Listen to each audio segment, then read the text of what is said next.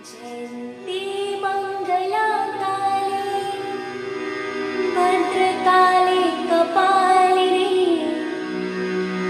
दुर्गा क्षमा शिवा धात्री स्वाहा स्वदा नमोऽस्तु ते। सर्वमङ्गलमङ्गले शिवे सर्वाधिसाधिके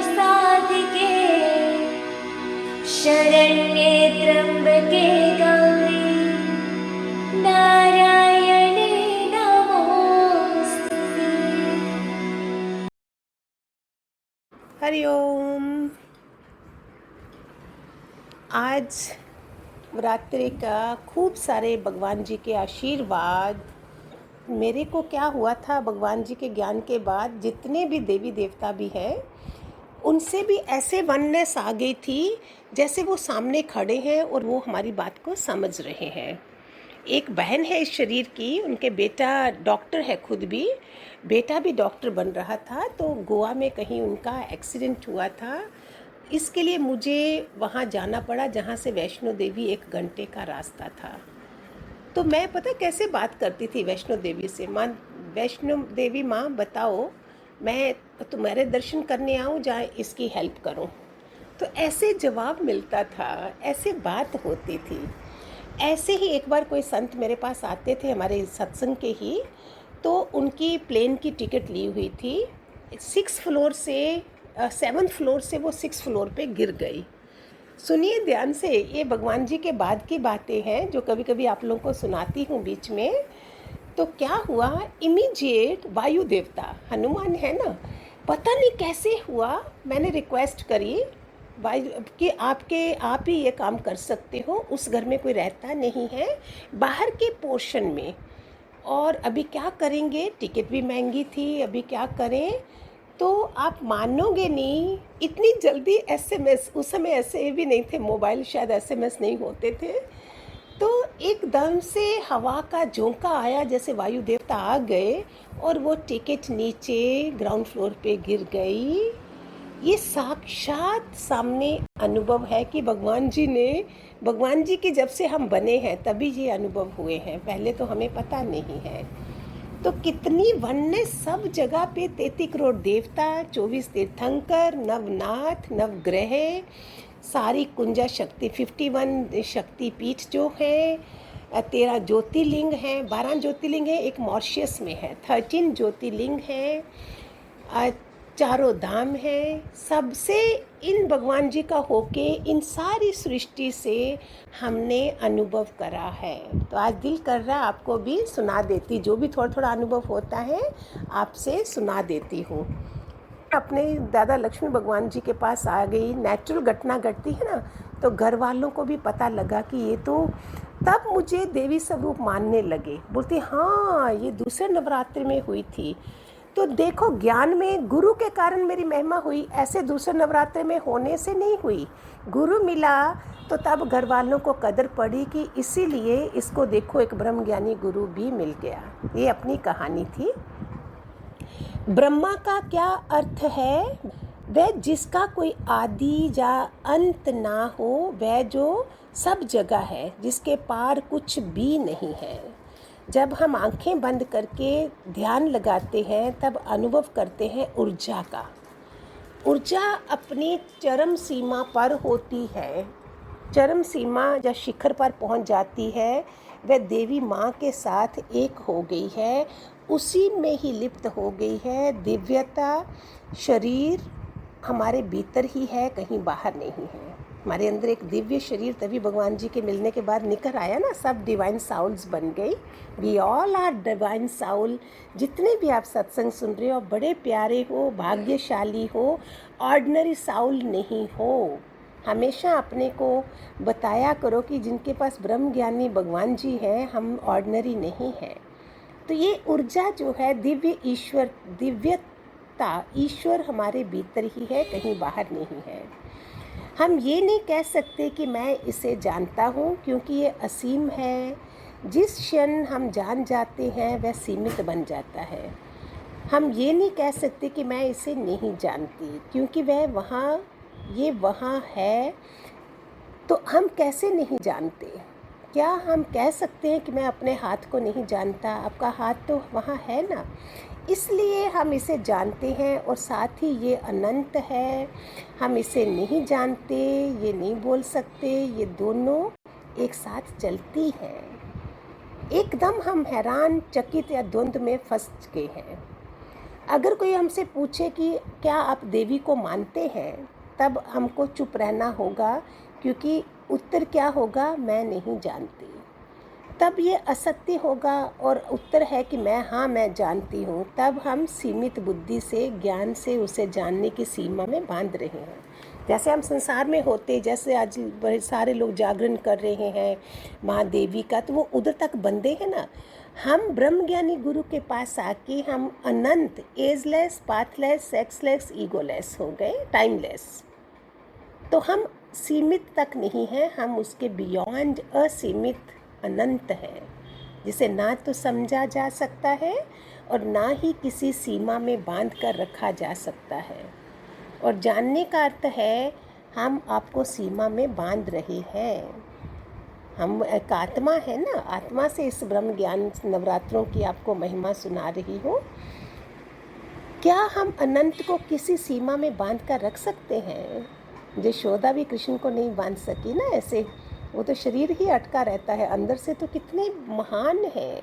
आपको पता है विवेकानंद ने बोला था, शरीर में आत्मा इतनी विशाल हो जाती है कि मकान छोटा पड़ जाता है, ये जो हमारा शरीर होता है। तब हम जब इतने महान होते हैं तो दुनिया से भी चले जाते हैं, क्योंकि दूसरा मकान चाहिए अभी बड़ा। अभी 2 बेडरूम घर नहीं चाहिए, हमें 4 बेडरूम घर चाहिए। जो असीम, अनंत, विद्यमान, गतिमान है, एक ऊर्जा जो ना जड़ ना ही निष्क्रिय है, किंतु वह जो अनंत में विचरण करती है, ये बात समझना अति महत्वपूर्ण है। क्योंकि उसमें एक संपूर्णता के समक्ष, कुछ सीमित के समक्ष वासना हमेशा सीमित बंटी हुई होती है। चेतना का जो विस्तार है वो सर्वव्यापक चेतना है, जो भगवान जी ने हमें बोला, गट गट वासी कण कण में है, कण कण में छुपा हुआ है भगवान। तो हम असीम बन जाते हैं। देखो कैसा है, 9 तक क्या होगा? कंप्लीशन हो जाएगा। चंडी, दुर्गा, 7वीं में चंडी, वो भी रूप है औरत का, और फिर दुर्गा स्वरूप, शांत स्वरूप, जो अभी शेर की सवारी में सब कुछ हैंडल कर सकती है। दुर्गा शक्ति की प्रतीक है, जो सभी प्रकार की बुरी शक्तियाँ, बुरे विचारों से हमारी रक्षा करती है। तो सारे नवरात्रों का मतलब ही है। मैंने क्या करा था भगवान जी के ज्ञान के साथ, ऐसा नहीं भगवान जी मिले तो मैं नहीं कर रही थी इन दिनों। और भी सिर्फ गुस्सा इसलिए आता था कि रावण ने इतनी तपस्या करी फिर भी वासना नहीं गई, उसकी औरतें इकट्ठ ले रहा था सारी, तो मुझे वो अच्छा नहीं लगा था, इसलिए मेरा दिल नहीं करता था बहुत तपस्या करने का। लेकिन मैं पहले बहुत करती थी, फिर भगवान जी के ज्ञान के पास तो ध्यान में ही 9 दिन मौन हो गए। अभी नहीं करती हूँ, जैसा समय है मैंने मौन भी तोड़ दिए हुए हैं कि किसी को भी हमारा फ़ायदा मिल जाए, पता नहीं नेक्स्ट नवरात्रि में हम हैं या नहीं हैं। इस समय दूसरों के काम आना ज़्यादा वो समझा। फिर सुबह में 4 से 6 2 घंटे अपने पास होते हैं समाधि लगाने के। तो नवरात्रों में आप भी पूरी ऊर्जा का फ़ायदा उठाइए, बिकॉज हर कोई भगवत भाव में होता है, जिसके कारण वो शक्तियाँ धरती पे होती हैं और हम उन शक्तियों का पूरा फ़ायदा लें। सुबह से लेके रात तक सारा फ़ायदा लें, जितना भी आप ले सकते हो। शांत होके भगवान जी के ध्यान में रहो। जो जो आपका दिल करता है, मौन तो पूरा हो जाओ, क्योंकि मास्क पहले से ही है। किसी से भी बात करोगे तो बुरा ही लगेगा। मौन का मतलब मुंह से मौन रहो, कमरा बंद नहीं करना है आपको। जहाँ ज़रूरत है इतना बोलिए, नहीं तो घर वाले नाराज़ हो जाते हैं। कितने लोगों को ये शक्तियों के दिन जो होते हैं, त्यौहार होते हैं, उनको सूट नहीं करते हैं। पता नहीं ये क्या खेल है 84 लाख का।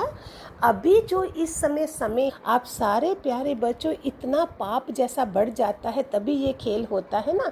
ये कोई भी किसी संत के मुख से भी मैं नहीं सुन रही हूँ कि क्या हो गया है धरती पर, ये सब क्या हो रहा है। अपने घर में आप शांति रखो, घर वालों को नाराज़ नहीं करना, ये सबसे बड़ा धर्म है आपका। ज्ञान चाहे सुनो नहीं सुनो, घर के जिंदा ठाकुर नाराज़ नहीं होने चाहिए। प्रभाव बहुत ज़्यादा छा गया है, कोरोना का समय है, अतिमय है। हम बचे हुए हैं भगवान जी से, भगवान जी आगे भी बचाएंगे हमें। जो लोग दो दो बारी कोरोना होके कितनी बुरी हालत से जा रहे हैं, डर की वाइब्रेशन है, हमें अपने को स्ट्रांग बना के औरों को बचाना है। जहाँ भी पता चल रहा है किसी को कोरोना है बिल्डिंग में, फ़ोन करके भी उनको बोलिए आई डू दिस वर्क, मैं करती हूँ ऐसा। जहाँ भी मुझे पता चलता है, अगर फ़ोन नंबर है, हम बोलते हैं कि हम आपको ब्लेस कर रहे हैं, उस बेचारे को इतना आराम मिल जाता है और हमने रिज़ल्ट भी देखा है कि जल्दी ठीक हो जाते हैं। ठीक है, आप सारे भी ये करिए। ये 9 के 9 दिन आप पूरी साहस से, वीरता के साथ, दृढ़ता के साथ इस मूल तत्व दुर्गा शक्ति को भी, जो हमारे भगवान जी में है ही है, फिर भी नव दुर्गा यानी दुर्गा शक्ति के 9 रूप हैं, और हम इन बाधाओं को जितनी भी अवरोध आ रहे हैं उनका सामना, चैलेंज जो आया है उसको करना है पूरी तरह से। हम सारे इकट्ठे हैं, जितने भी हैं हम सारे एक ही आत्मा है, एक ही गुरु के बच्चे हैं। प्लीज़ कोई भेदभाव मत रखिए। Hari Om. God bless, God bless.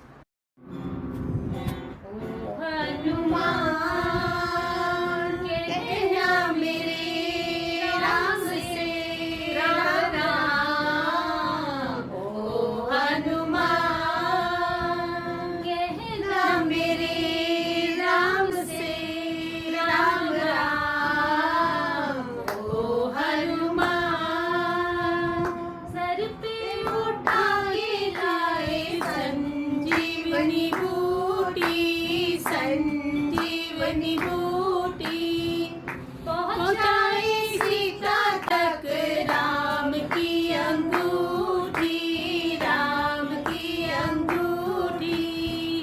मेरा लगा है सुन लो पुकार, ओ हनुमान कहना मेरे राम से राम राम, ओ हनुमान दुष्ट निशाच के तुम ही विकट हो, तुम ही विकट हो। राम जी के पास हो, राम के निकट हो, राम के निकट हो। सिफारिश करो